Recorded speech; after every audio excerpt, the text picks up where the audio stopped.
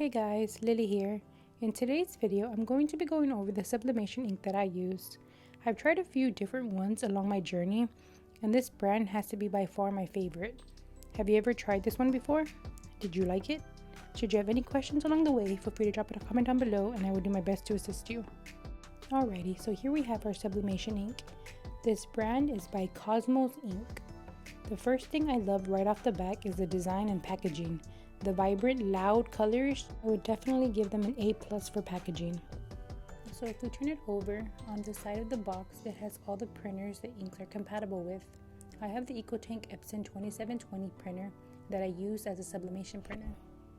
If you would like to go ahead and pause the video and take a screenshot to see if your printer is compatible with this ink. Alrighty, so here is what they look like outside of the box. You may purchase them separately. I purchased mine in the 4 bundle that they offer.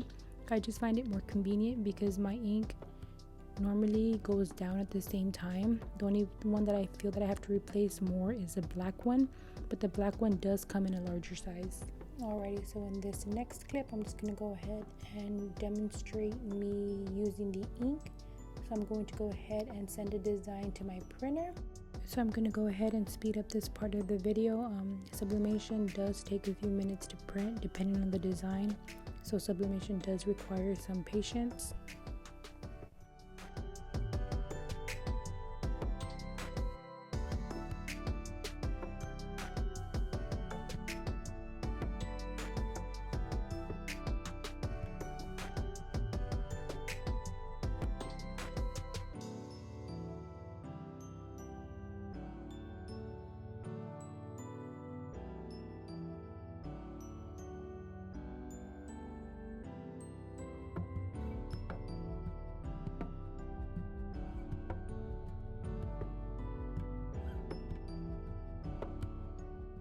So I do love the fact that these inks come in easy bottles that leave no mess behind, no syringes or any complicated way of trying to refill your ink.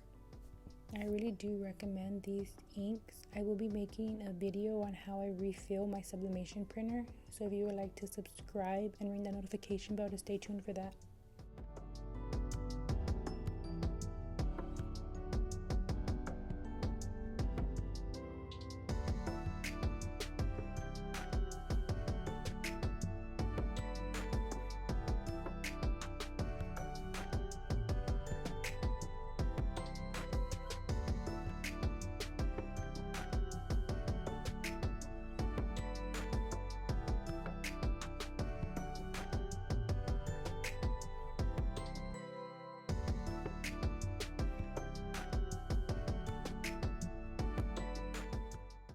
So here we have our design all finished and printed out.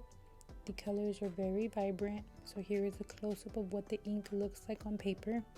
In this video I am using A-Sub paper. I will leave a link in the description box below in case you'd like to pick some up. So it definitely looks good, nice, bright and vibrant. I'm going to go ahead and insert a clip of me pressing this design onto a t-shirt so that way you can see the way it looks once it's adhered onto a shirt. So here we have a quick clip of me pressing the design onto a shirt. If you would like to see a more detailed video, I'll go ahead and leave links right here.